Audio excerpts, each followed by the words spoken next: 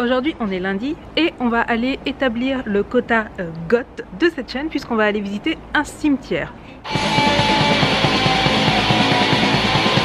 C'est un cimetière qui se situe au sud d'Ikebukuro et au nord de la station juste en dessous, la station Meijiro. A priori c'est un cimetière très joli, très paisible, etc. Donc on va aller voir ça et avant on va aller manger à la fac évidemment, hein, puisque vous avez compris que c'est mon nouveau repère. Sinon hier, donc dimanche soir, j'ai eu la confirmation que j'ai un nouveau travail. Donc je vais travailler dans une boulangerie française avec de la baguette, du pain de campagne. Donc je commence à la fin de la semaine, j'espère que ça va bien se passer et que je vais pas faire la plonge. Du coup j'ai bel et bien réussi à retrouver un travail en moins d'une semaine, ce qui veut dire que ma vidéo sur comment trouver un travail au Japon en moins d'une semaine, eh bien je ne mentais pas. Du coup si vous cherchez du travail au Japon, allez la regarder, elle est en commentaire. Et pour ceux qui se demandent, là le travail en boulangerie, je l'ai trouvé chez Hello Work. Donc si vous êtes au Japon et que vous n'êtes pas encore allé à Hello Work, je vous conseille définitivement cet endroit. Allez, on va voir les morts.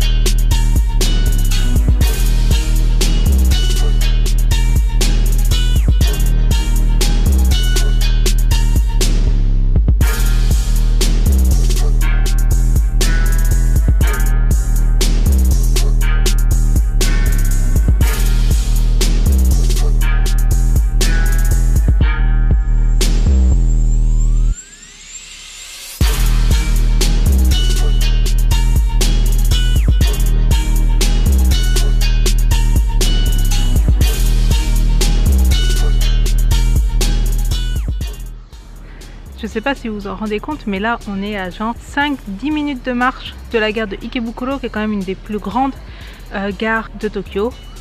Et regardez.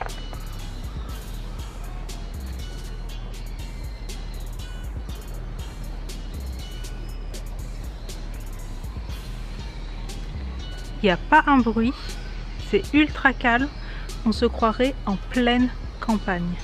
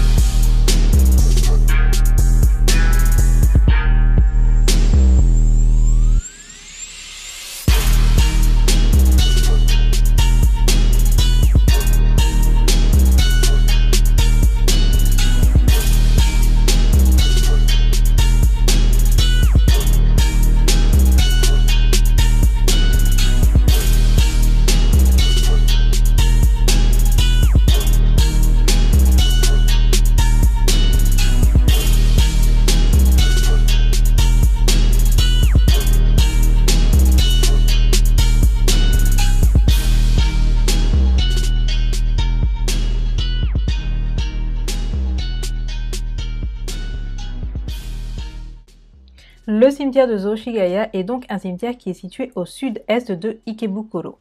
C'est un cimetière qui s'étend sur plus de 10 hectares et qui, comme vous le voyez, est extrêmement vert.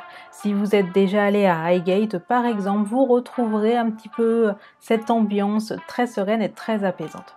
Il date de la fin du 19e siècle, puisque à l'époque, à Tokyo, tout comme ce fut le cas à Londres ou à Paris, les enterrements à l'intérieur de la ville ont été interdits, les crémations aussi, et de ce fait un certain nombre de cimetières ont vu le jour. Le cimetière de Zoshigaya en fait partie, mais il y a aussi le cimetière de Yanaka de l'autre côté de la ville, qui est d'ailleurs très beau et je vous y emmènerai un de ces quatre. Il y a bien évidemment des tombes de plein de personnes célèbres, et notamment celle d'un monsieur très connu qui s'appelle Natsume Soseki, qui a priori est un grand écrivain japonais, Je n'ai jamais lu un seul de ces livres. Comme vous le voyez, les voitures passent au milieu, etc. C'est pas forcément quelque chose que vous allez trouver dans les guides de voyage, mais c'est vraiment quelque chose que je vous recommande. Tout comme le cimetière de Yanaka, ça fait partie de ces endroits dans Tokyo, en dehors du temps, en dehors de l'espace, extrêmement calme, extrêmement apaisant, et que je trouve magnifique. Et pas que parce que je suis lotte.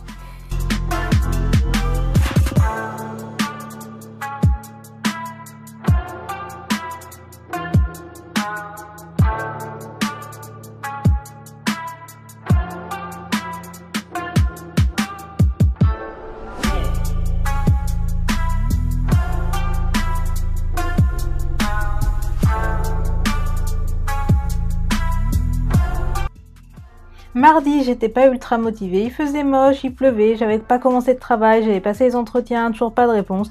Donc qu'est-ce que je suis allée faire dans ces cas-là? Je suis allée manger un gros fat burger de chez Kua Aina. Donc Kua Aina, c'est une chaîne de burgers hawaïenne qui est donc ultra populaire à Hawaï, aux États-Unis. C'est par exemple le burger préféré de Barack Obama, ce genre de truc.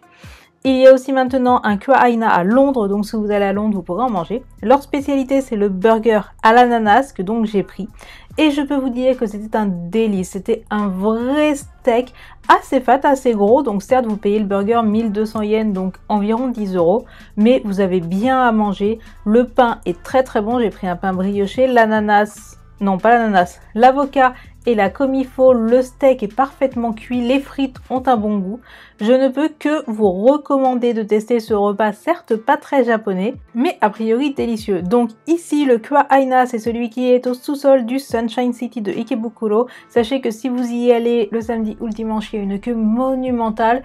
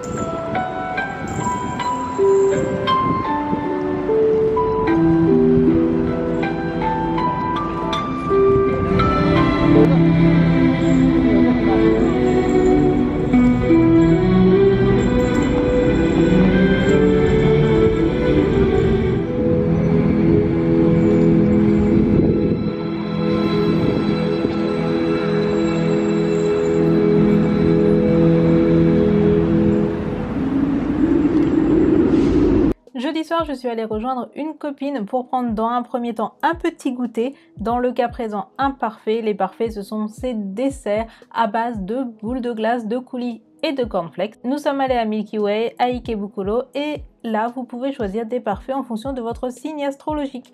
Le parfait du poisson, étant à la fraise, ce qui est bien sûr tout à fait logique. Nous nous étions retrouvés pour aller ensemble à l'aquarium du Sunshine qui était transformé pour l'occasion d'Halloween en maison hantée. Les Japonais aiment les maisons hantées et je dois avouer que j'en viens à les aimer moi aussi. J'avais fait celle du Tokyo Dome et je n'avais pas été convaincue, je n'avais pas eu peur, j'avais trouvé ça vaguement drôle, mais c'est tout. Ici, c'est un autre délire. Déjà, l'aquarium du Sunshine c'est grand, les lumières sont très belles, le budget doit être aussi supérieur, ce qui fait que nous sommes tombés sur une maison hantée de très bonne qualité qui m'a arraché quelques petits cris à certains moments, je vais vous l'avouer. L'histoire de la maison hantée est totalement en japonais, heureusement ma copine parle mieux japonais que moi, elle m'avait un petit peu expliqué le délire, mais sinon je pense que même sans parler japonais, vous pouvez apprécier cette maison hantée. Si vous êtes dans le coin d'Ikebukuro pour Halloween, sachez qu'ils le font tous les ans, l'histoire change un petit peu, mais globalement c'est présent tous les ans. Nous avons payé 1500 yens par personne et c'était une maison hantée absolument géniale. J'ai vraiment beaucoup apprécié, elle est assez longue, elle prend le temps de se développer et a réussi à me faire peur. Je pense donc que les maisons hantées au Japon vont devenir une de mes nouvelles passions. N'hésitez donc pas en commentaire si vous connaissez d'autres endroits que j'aille les tester.